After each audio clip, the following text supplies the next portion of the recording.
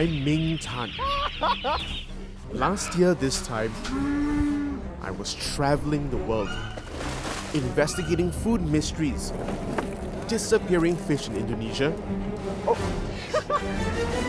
a butter crisis in France, and a menacing pest in Thailand. Now, the only traveling I do is this: food deliveries. This is worse than anything I've ever seen. Okay. Enjoy. Thank you. My business is shut. We're screwed. COVID-19 is the most disruptive force the global food industry has ever seen. The whole supply chain is disrupted. In the US, quite a number of the factories had to close because of COVID. So it's a major 30% drop. From farm to table, it is a wake-up call for all of us in this business. Intensive farms are potential breeding grounds for pathogens. It's like a meteor that came along.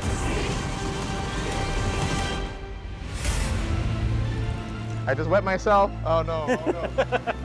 In this series, I investigate how the pandemic is a wake-up call Wait. and what must change. I've gathered up chefs from all around the world. The restaurant industry is destroyed. We have to do something. We have to survive also as a restaurant. The pandemic has forced us to reevaluate how food gets to our table. Together, we're on a mission to find out Open the lips of the mussels. That was a bit rude, LG. how we can turn things for the better.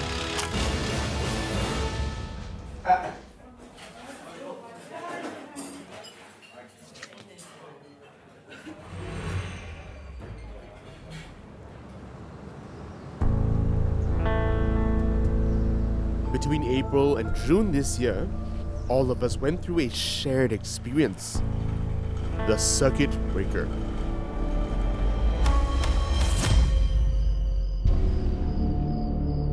Sitting at home stressed during the circuit breaker period was really unkind to all our waistlines, because when the going gets tough, the tough start eating.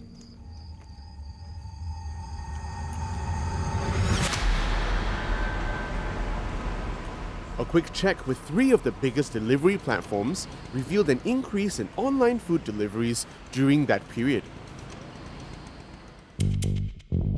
There was a spike in orders for desserts, burgers, fried chicken. In other words, fast food. Clearly, we were all turning towards comfort food. The thing is, months after the circuit breaker, the demand for these foods still remains high. But a pandemic is precisely the time we need to keep obesity at bay.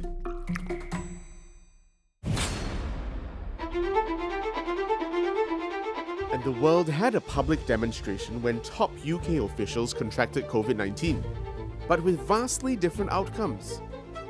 Prime Minister Boris Johnson, who's obese, had to be hospitalized, while his slimmer Chief Medical Officer and Health Secretary both made swift recoveries without hospitalization. A fact not lost on Mr. Johnson himself. When I went into ICU, I was too fat.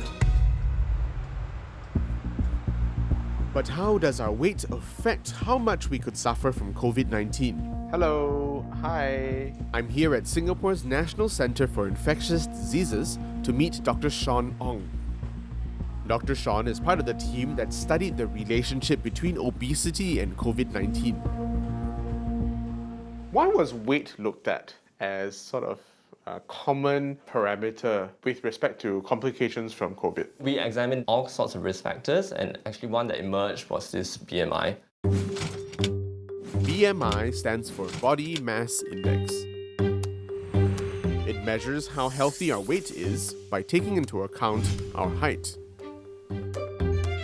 So I know my BMI is 28. What can you tell me about this number? Based on the World Health Organization categorization, a healthy BMI is actually from 18.5 to 25.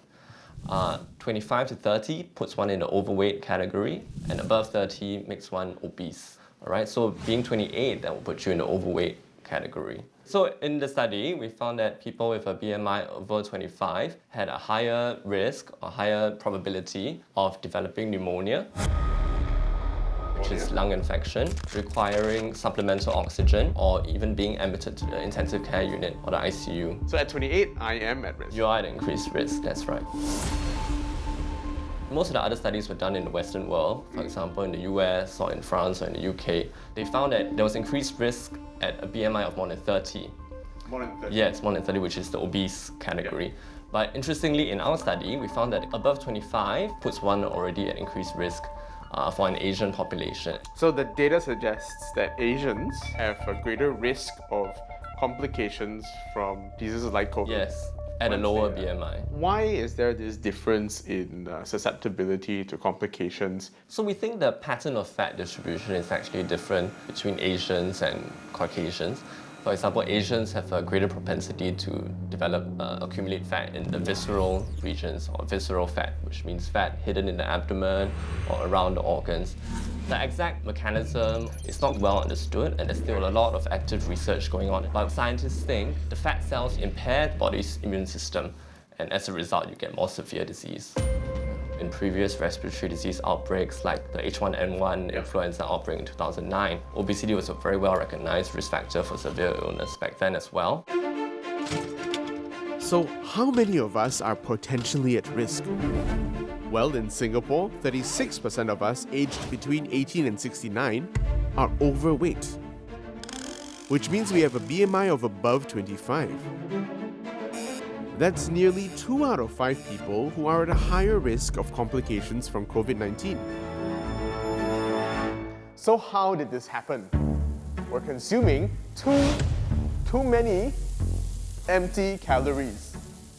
According to the Health Promotion Board, our recommended daily intake of sugar in our food and drink should be limited to 10 teaspoons. But we easily consume an excess of 2 teaspoons per day. So you might think, hey, okay lah, it's not a lot. In a year, it adds up. That's 730 teaspoons, or about 4 kilograms of sugar per year. We're also eating more fast food, sales of which have increased by 29% in the last 20 years. We're still fighting a relatively unknown enemy like COVID-19, so we need to ensure that we're battle ready. And food can play a big part in that. I want to know how we should improve what we eat, starting with myself.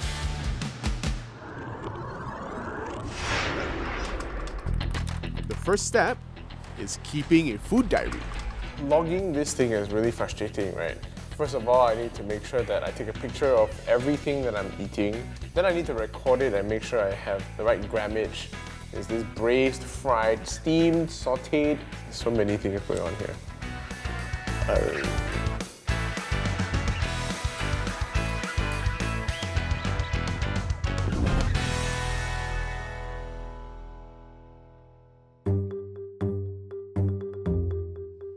Dr. Mary Chong specializes in nutrition, diet, and health.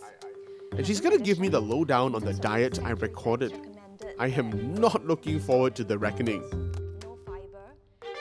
Shall I share with you the good news first? Okay, yeah. You are not exceeding your energy requirements. Oh, okay. Which is great. The second piece of good news is in terms of protein intake, you're actually meeting your requirements. And same thing for overall carbohydrate intakes. Kudos to you, Phil. Thank you very much. The not so good news is that we'll have to try to improve on your protein quality, your carbohydrate quality, as well as your fruit intake.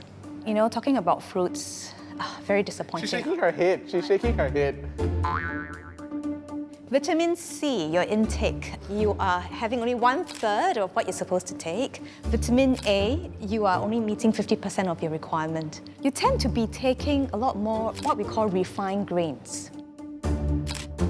So these are your processed meat, nuggets, fish burger, or would say poor quality protein. High in saturated fats, which is a bad kind of fats that raises blood cholesterol levels. In terms of calorie intake, you're totally fine. But where people often forget to watch is the quality of their carbohydrates and protein. So in this case, for example, high saturated fats, which is coming from a lot of the meat-based protein.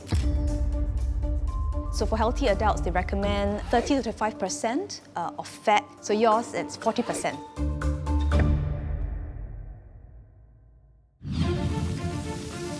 I really like to eat meat.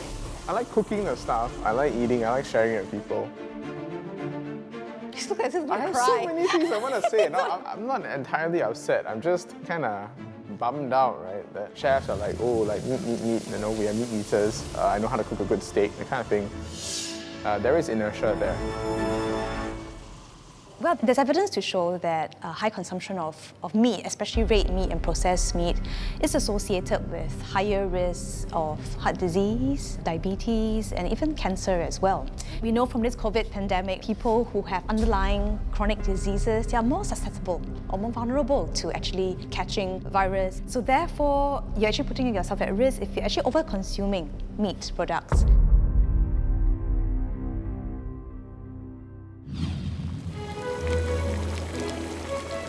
I wonder if other Singaporeans eat as much meat as I do. I'm about to be schooled on the subject over a bowl of bak kut teh.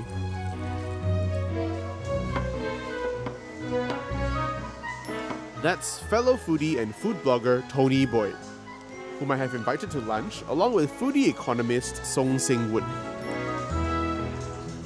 I'm obviously quite a bit more junior than you guys. Yeah. White hair already.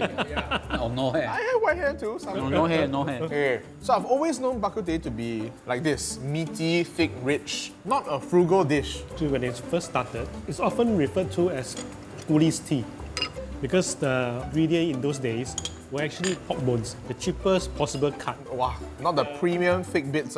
Well, eating meat, even if it's bones, it's a small luxury in those days. But as Singapore become more affluent, right, you get better and better cuts. You get ribs, and then round about the 80s, you get prime cuts like this. It's like big as a banana and it's mostly meat. It's so different from the police tea of maybe the 1920s, 1930s.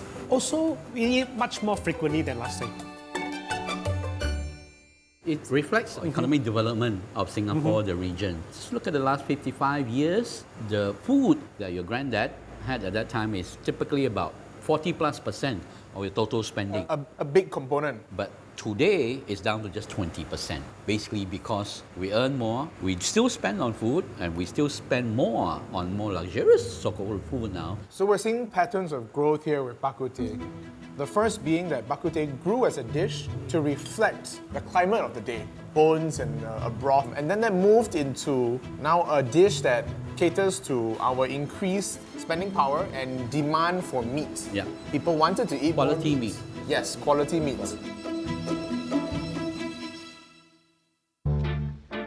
We can see this growth in the numbers.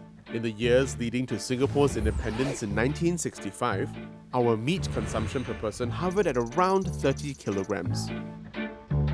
By the 1980s, it had more than doubled to exceed 70 kg, and it remained at those levels beyond the turn of the millennium.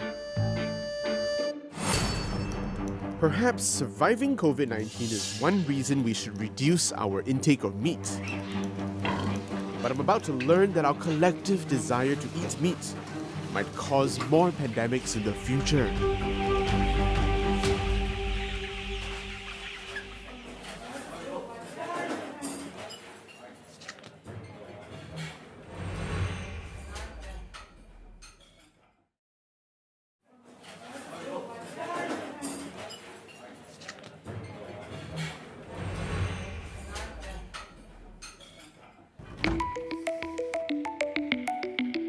New studies show that our weight directly affects how much we will suffer from COVID-19.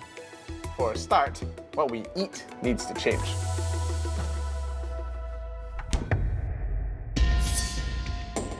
And I have been told that I eat too much meat.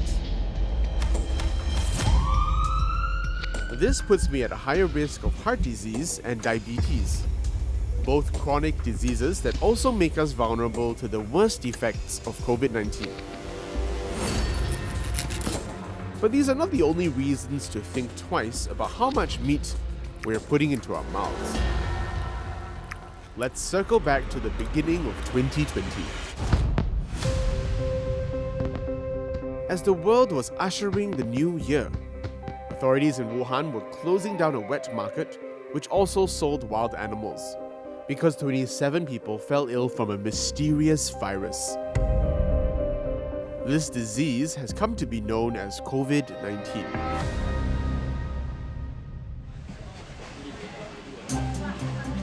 It was speculated that the virus originated from wet markets selling wild animals. Lyle Fernley has been studying the relationship between animals, humans, and diseases in China for over a decade, and he feels that focus on wild animals is misplaced. This COVID pandemic, there's this perception that it came from a wet market. Can you tell me more about that? That's right. So there's a lot of tendency to focus on wild animal trade, wet markets, because for some people those are exotic, unusual, and that can be scary. There's a lot of zoonotic risks coming from other interactions with animals beyond that, such as avian flu. Those came out of conventional farming. Some of the risks have to do with just increasing interactions between humans and animals overall. One of the main sources of this has to do with increasing of meat consumption and intensification of animal husbandry. What this means is that there's been an enormous growth in the number of animals raised on the planet. And third, we're also encroaching on wildlife habitats. So in places where you have boundaries where livestock farming is actually encroaching onto wildlife natural habitats, then viruses can actually jump from the wild animals to the domestic livestock. One example of this is the Nipah virus, which infected pig farms in Malaysia back in the late 1990s. This came from bats, similar to the COVID-19, but it came from bats. First, it jumped into the pigs. The pigs were farmed near where those bats were roosting. And then in the pigs, it amplified. So it got bigger. They got more and more of the virus. And from the pigs, it then infected humans. So how did these viruses from farms jump over to humans? Well, it's basically a simple numbers question. So as you have increasing numbers and housed in increasingly confined areas, that can make it easier for diseases to spread among the animals. It can also mean that the viruses have more chances to mutate, to change, and to become sort of adaptable to other species. And that's what's enabled them to spread out to humans. And frankly, people have been predicting that this would happen for years. But civilizations have been built on farming. It's the only way we can congregate and control our food sources. Does that mean that as long as we have farms, we are exposed to continual risk? But since the 1950s, farming itself has undergone an enormous change. What's been referred to as the livestock revolution. And this is where you've seen this increase in the numbers of animals raised and the intensification and density through which they're raised. So again, you would have had under 10 billion chickens in 1960, and it's gone up to 65 billion, almost 10 times as many as there are people on the planet. Most of the meat we eat today comes from what we call factory farms. It's a modern type of agriculture where densely populated groups of animals are confined in cages and barns. It's efficient, and it gives me meat at low cost. This sort of structure, where you see a dense population of animals penned together, this is known as a factory farm. It is the unit of modern agriculture, and most of the world's meat consumption is sustained by these farms. But I've just found out that these farms are a hotbed for zoonotic viruses. In fact, if bookies were taking bets on the slow-motion sport of emerging diseases, they would place very short odds that the next one would come from a farmed animal. Even before COVID-19, experts have been sounding the alarm for years that infections from farmed animals are on the rise. Just look back at the last 25 years. In 1997, we had the avian flu. Its spread was linked to poultry farms and markets. As of July 2020, H5N1 strain has killed 455 people. The Nipah virus in 1999 originated from pig farming communities. It caused over 155 deaths in Malaysia. 8 years later, swine flu. the first pandemic of the 21st century, originated from a pig farm in Mexico. Over 18,000 died.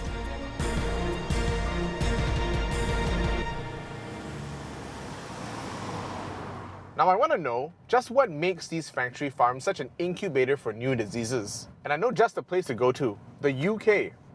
In the last couple of years, apparently there's been a huge increase in the number of these mega factory farms, with close to 800 of them across the entire country. Let's head there. Tom, very good to see you. And nice Well, meeting technically you. I can't. So Tom, tell me I'm getting help from a fellow chef in the UK who has actually worked on a farm. When I was 14, Chef Tom Hunt was slogging it out in a pig farm halfway around the world in southwest England. This farm had over 1,000 pigs living in intensely cramped conditions. Now, we label this farm a factory farm.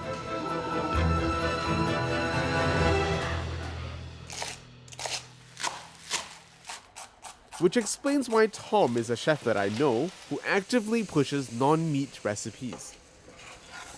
My main role was mucking out the slops, getting rid of the dung, as well as dead pigs as well. Some of the kind of worst things I saw were really pigs would get cysts on their bellies and other pigs would bite them and then literally the pigs would die. I'd have to then cart the pigs up to this grave pit at the top of the farm in a wheelbarrow where there's just, 100 dead pigs or something.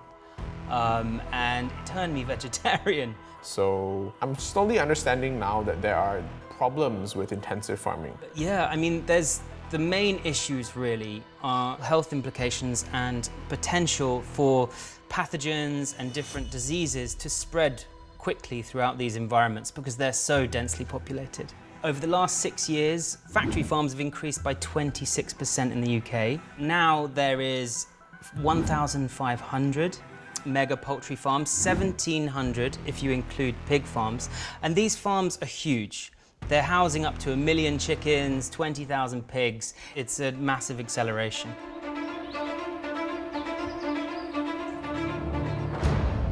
Around 95% of meat products in the UK come from intensely reared animals on factory farms. The remainder come from higher welfare farms, and I want to know how sustainable they are, and if we can rely on them to feed the world's meat appetite.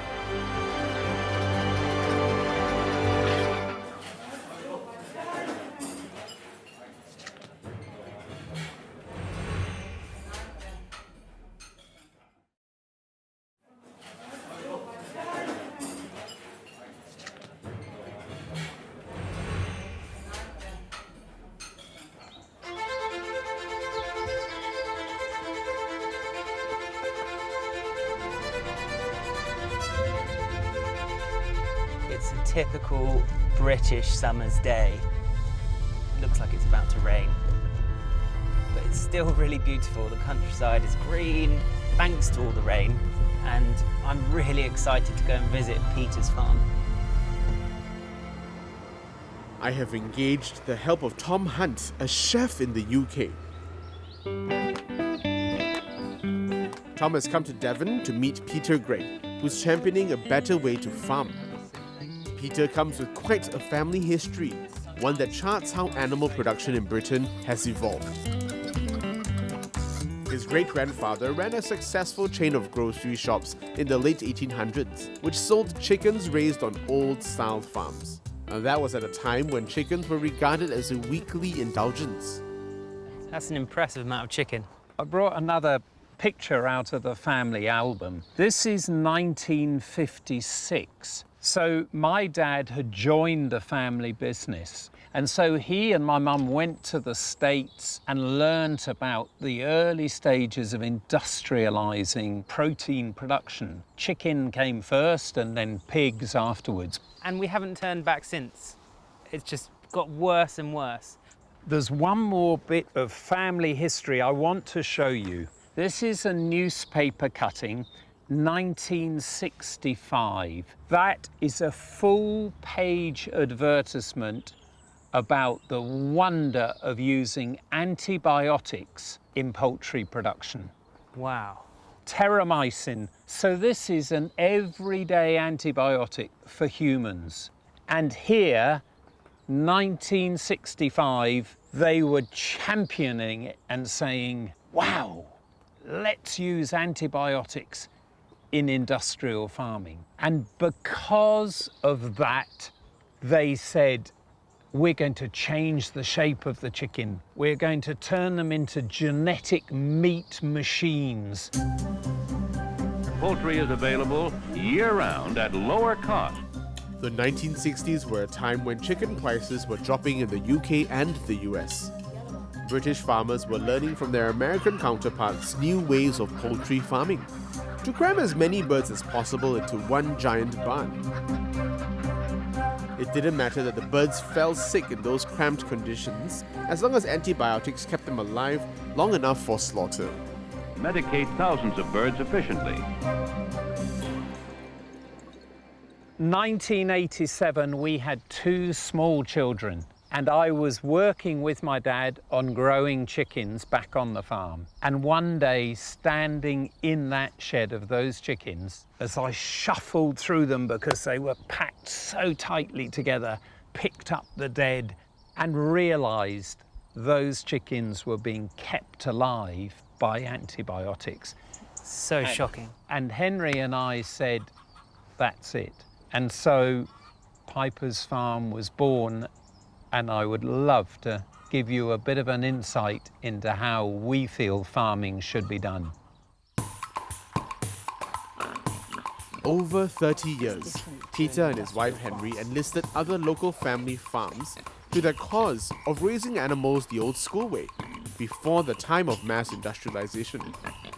For one, this means the animals live outdoors most of their lives, feeding only on natural grass and grains. And that is the secret to healthier produce free of antibiotics. Often, I mean, if you think of a factory farm, the chickens are like on dirt or on concrete or worse. Yeah. Here, they've got this kind of beautiful forage. Yeah, they're out grazing all day. See them down there running around, flapping their wings.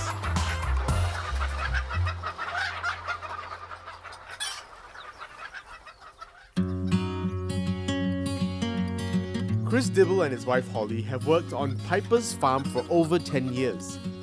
Working alongside 2 capable and very enthusiastic assistants, their children Poppy and Sid. Look at that. So this chicken is 6 weeks old. Okay. A commercial chicken would be fit for slaughter now. Really? This one is only around about 1 kilo, so it would be nowhere near that yet. It's probably less than half grown. On an industrial farm, that chicken would already have been slaughtered. Definitely, yeah. Wow. In this bit of soil there, you'll have billions of bacteria, including those potentially food poisoning bacteria. I thought we were supposed to be scared of them. But nature is so clever because there's a balance. A critical ingredient is the ultraviolet light that helps suppress the numbers, and it enables these birds to develop a natural immunity to keep it under control. An industrial chicken shed, by comparison, it's dark, it's hot, it's damp, it's paradise for food poisoning bacteria. And the poor chicken have no time in their quick, short lives to develop immunity. And that's where the whole issue of just having to pour in antibiotics to suppress this stuff. These guys are outside all day, so their litter in the sheds stays drier. Yeah. They haven't had an antibiotic in their life. Within a factory farm setting, they feed antibiotics routinely, is that right? Well, they're trying desperately to reduce the level of antibiotic in the industrial system. But on the one end of the system, you've got people saying, we want chickens to be cheaper and cheaper. So the poor farmers are saying, well, I'll keep more and more in a shed. And the geneticists are saying, well, we can grow them faster, which will make them cheaper. When I'm in a supermarket, I'm faced with a choice. I've got factory farm chicken and then I've got free-range and organic chicken like yours, which is 3 times the price or around about. Why is it so expensive? Time, they're kept for twice the amount of time. In that time, they eat a lot more food. They're outside running off, burning calories, so they're consuming more food.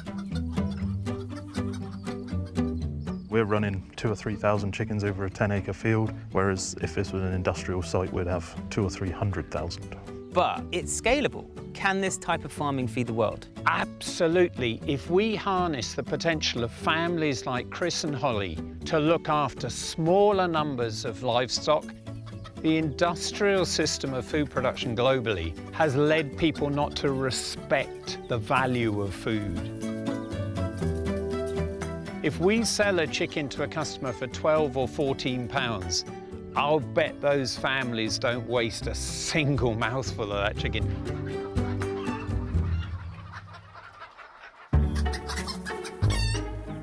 In the UK, the call to eat higher welfare meat is being heeded, in spite of the higher price tag.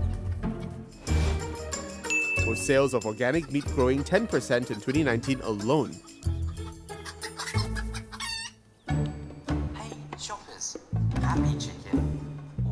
Part of this is down to effective public awareness campaigns like the Better Chicken Commitment. So this is the website. And instead of showing these dark scenes of animals in states of distress, what you get is this brightly lit, bubbly website that focuses a lot on solutions. It's also got this thing up there called the Chickometer, which helps shoppers make decisions on the types of meat you can buy. So they've got free range, they've got cage-free, they've got organic, and they have ratings for all of these. Pretty useful.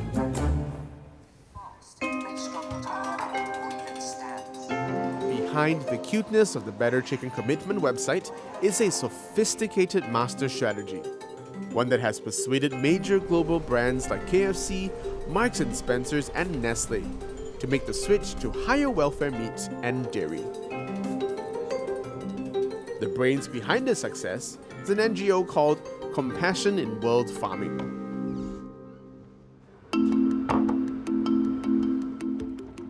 Its CEO, Philip Limbury, has spent years working out how to get people to change their minds about cheap factory meat. The Better Chicken Commitment is all about choice editing. So, they're essentially taking away what I would regard as the wrong answer. You take away the really cruel stuff, only sell higher welfare. What this means is that when customers go into these restaurants or supermarkets, the only thing that they can choose from is a better chicken. It means that the worst options are no longer available. These companies are constantly looking at the bottom line. How did you get them to say yes? Well, the secret to it, Tom, is positivity. It's about going to these companies and instead of protesting and shouting outside their offices, ringing them up and saying, hey, do you want to do something that's going to be good for your brand, going to be great for your company, your customers? Chickens will have better lives too, and you could win an award. And once one company signs up, others start looking and think of what's going on here, and you spark a trend. So my friend Ming in Singapore wants to set up a campaign to help people buy higher welfare meat. If you were going to give us one key pro tip on what he can do, what would that be? One of the game changers is enlisting celebrities to champion the cause, to only be using higher welfare chicken, because that helps to normalise the change.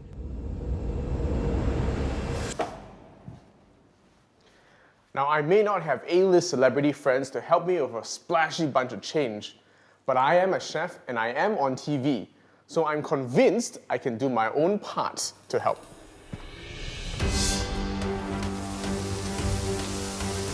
I wonder if I can help people see the true cost of meat so that they value every morsel and be willing to pay up to 4 times more for better raised meat if it's good for them and if it helps to keep pandemics at bay.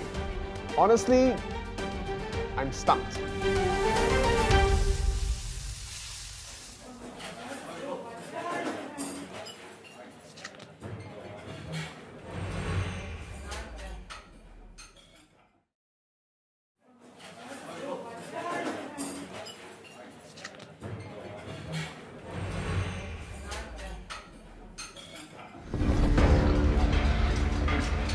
I have learned that factory farming can be bad for the animals and bad for us.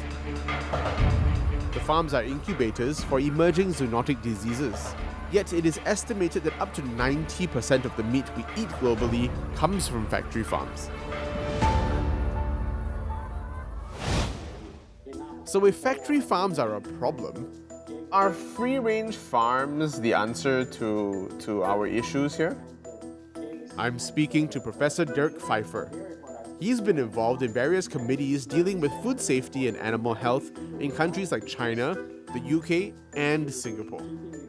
Free-range farms are not the answer because they won't be able to produce enough meat to feed the planet. You take diseases such as avian influenza, swine fever, it's more difficult to control the disease if the animals are being kept free range. It's more difficult? Because, with avian influenza, the chickens that you keep outside, they come into contact with wild birds.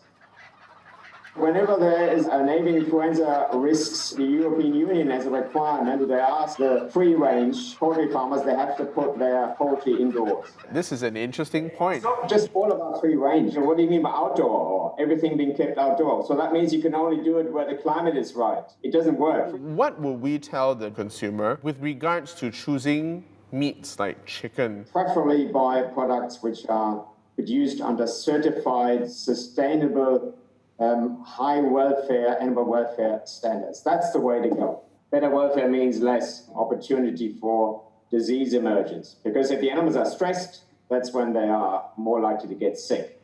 If you've got factory farms, you need to improve the standards of them. You use the welfare conditions as a driver.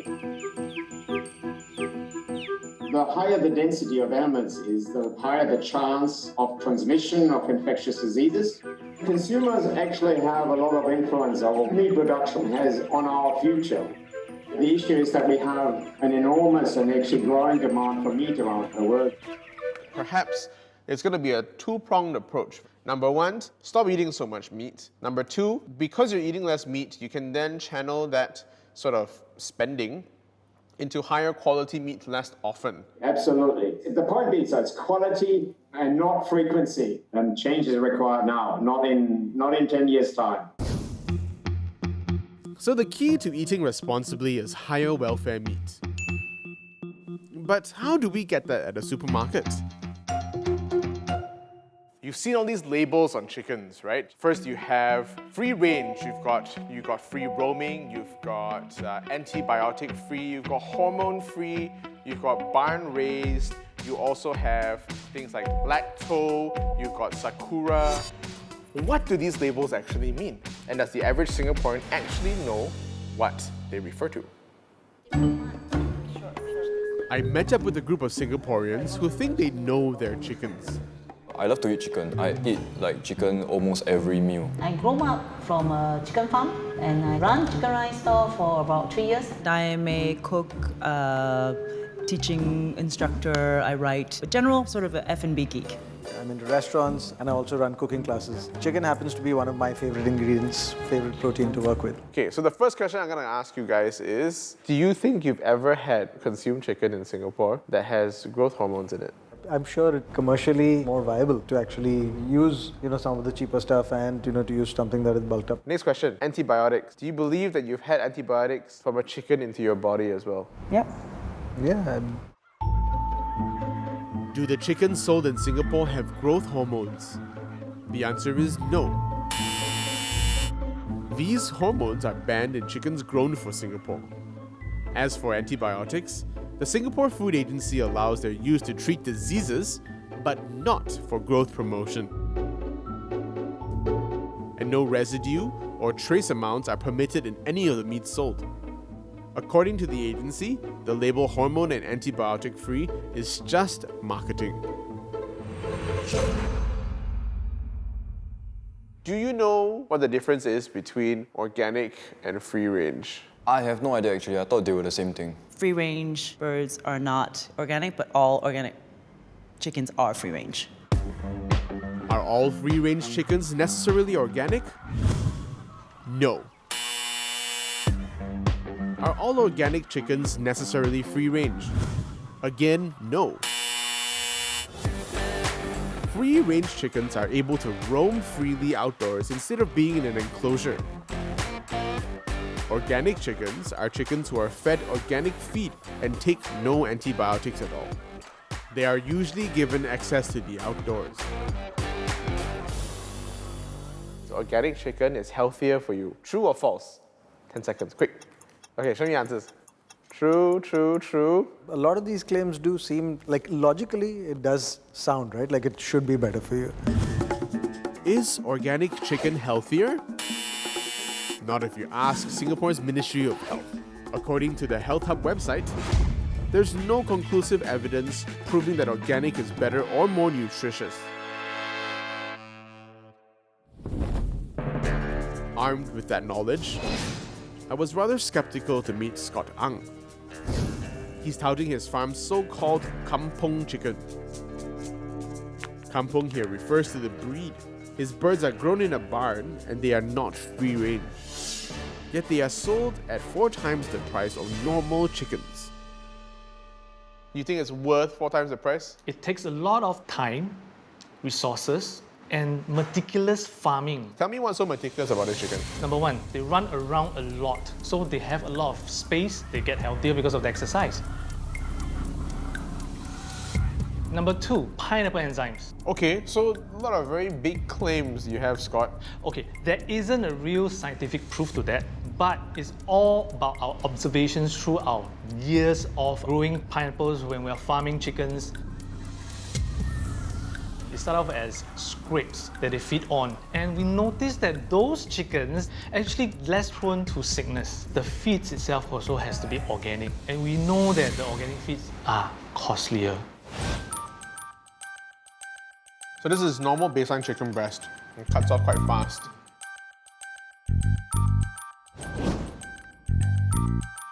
Now let's try this.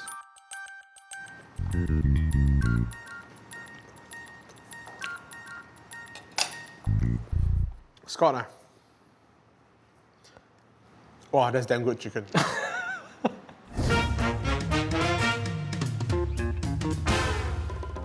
Free-range chickens are only allowed to be imported into Singapore frozen due to avian flu concerns.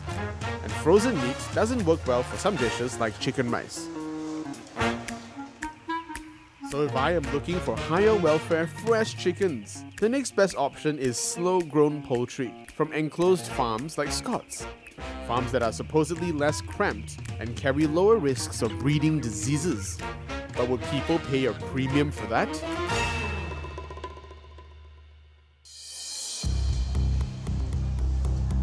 Since we eat hawker food so often in Singapore, I've convinced Haiki's soy sauce chicken rice to work with me to find out. We're selling their regular soy sauce chicken rice at $4.30 and another version using Akina's organic kampung chicken at $10. To help push sales, we gave our higher welfare chickens a name, Feel Good Chicken. The hope is that people will be willing to pay if they know that the chickens were raised better than the typical factory farmed chicken, and are less likely to cause another pandemic. 卖油鸡饭的有2种，比较大只的这是普通的油鸡，左手边的是我们叫做kampung鸡啦。它有什么好处吗？ So it's better raised, chickens that have a lot more space to run around in, avian flu 啦、H5N1， 通常是从这种比较普通的鸡的农场生出来的，只不过它小份，10块钱一份。这么贵啊？10块。I think I go for regular plate of chicken rice. So the normal $5 plate, you wouldn't even consider a $10 one lah. I'm not really used to paying that much for a standard plate of chicken rice. Would you like to try a higher quality chicken? Smaller portion, $10. Would you try it? Yeah, I don't mind trying it. 我试试看啦，试试看。10块钱我要 try 一下。你愿意天天付这种钱吗？天天我就不愿意了，贵了一点啊。如果你喜欢吃的话，会天天 order 嘛？我要先吃了才知道啊。先吃那个 ，try first then know. Okay. An overwhelming 7 out of 10 people said they will pay $10 for a better raised chicken. That could potentially help to prevent a future pandemic. I am quite stunned by the results today. Twice as expensive, but people actually went for it. do you think about sustainability when you use so much chicken every day? To be honest, we've been through the pandemic, the bird flu. So we've been affected and we closed down 12 outlets. How many do you have now? Now I only have 3. Would you be willing to think about a better raised chicken? I think with government support, I will. Yeah. I think on my end, right, what we can do as a business owner, we have to educate. It will take some time. One day you take it away, they say, where's my cheap meat, right? Having a higher priced chicken and then making that the base level, I think, is not a bad way to go about it. Happy chickens, happy businesses, happy people.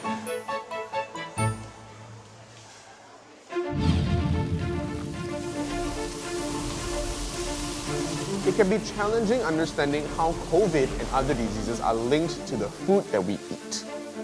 But as a chef, I'm learning that the price we pay for food is not its true cost.